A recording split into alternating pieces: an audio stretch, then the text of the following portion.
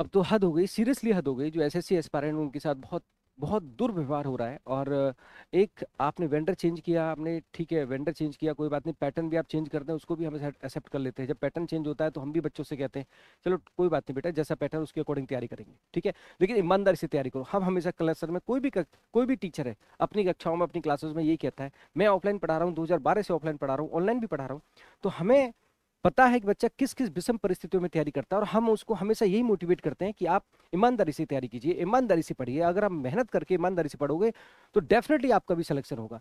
लेकिन जब वो तैयारी करता है और तैयारी करने के बाद वो समय आता है कि जहां वो अपने सपनों को पूरा कर सकता है, और आप उसका सेंटर दूर दूर भेज रहे हैं, और वो अगर सेंटर पे चला भी जाता है तो उसका एग्जाम कंडक्ट नहीं करा पा रहे हैं और उसके साथ मारपीट कर रहे हैं, ये गलत बात है।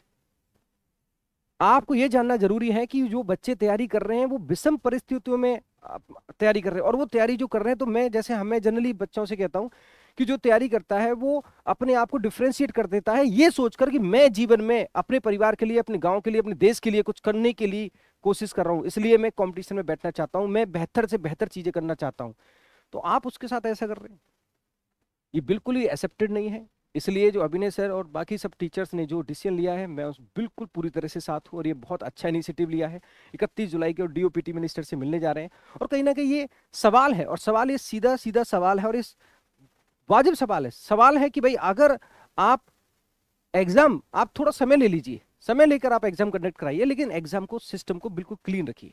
आप एग्जाम नहीं कंडक्ट करा पा रहे हैं, एक तरफ आप कह रहे हैं विश्वगुरु बनने जा रहे हैं, डिजिटल इंडिया, और बहुत सारी बड़ी बड़ी बातें आप करने जा रहे हैं, और एक जो देश का भविष्य है, देश का भविष्य क्या, स्टूडेंट है, बच्चा है? उस देश के भविष्य का आप उस वो तैयारी करता है, 2-3 साल 4 साल तैयारी करता है, और उसका एग्जाम कंडक्ट नहीं करा पा रहे, और फिर कुछ अनहोनी हो जाती है, तो उसकी जिम्मेदार कौन है?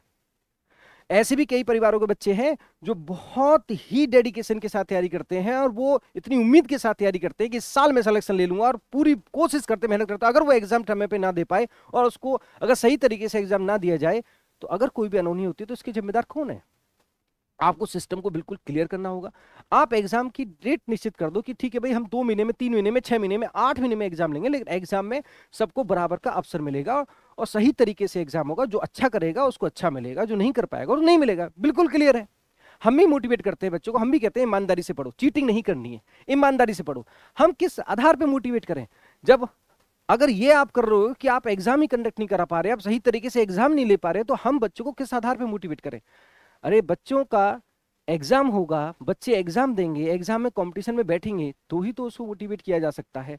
आपका लक्ष्य, जिस लक्ष्य को प्राप्त करने के लिए मेहनत कर रहा है, वो एग्जाम देकर अपना सिलेक्शन लेना चाह रहा है, लेकिन एग्जाम दे पाएगा नहीं दे पाएगा इस पे ही क्वेश्चन मार्क है, तो तैयारी किस आधार पे करेगा और एफर्ट्स के आधार पे लगाएगा? वो कैसे विश्वास करेगा सिस्टम में? जिस सिस्टम से जुड़ने जा रहा है वो कैसे विश्वास करेगा? तो इसलिए ये सारे बहुत सारे ऐसे सवाल हैं जो निश्चित तौर पे एक सवाल जो बनने चाहिए, पूछे जाने चाहिए, और यहाँ पे जो अभिनय सर और बाकी पूरी टीम और जो देश के बड़े बड़े अच्छे अच्छे टीचर्स हैं, वो सब अलाइंड होकर वहाँ पे जा रहे हैं, और ये कोशिश है कि चीज़ों को सही कराया जा सके। और ये अब लिमिट क्रॉस हो चुकी है, और वाकई ये बहुत जरूरी है, क्योंकि शिक्षक से बेहतर कोई नहीं जान सकता। शिक्षक जब पढ़ाता है तो बच्चों की आंखों में देखता है, और वो जानता है कि बच्चे विषम परिस्थितियों में, डिफरेंट डिफरेंट सर्कमस्टेंसेस में तैयारी करता है, और उस उम्मीद के साथ तैयारी करता है। जब स्टूडेंट्स मिलते हैं कहते हैं सर 2 बार से नहीं हो पाया, लेकिन इस बार मैं पूरी ताकत के साथ पढ़ रहा हूँ सर, बहुत बहुत मेहनत कर रहा हूँ। और जब उसे पता चले कि वो एग्जाम नहीं दे पाया, या सेंटर पे उसको एग्जाम नहीं देने दिया, और उसके साथ बदतमीजी आप करने लगे,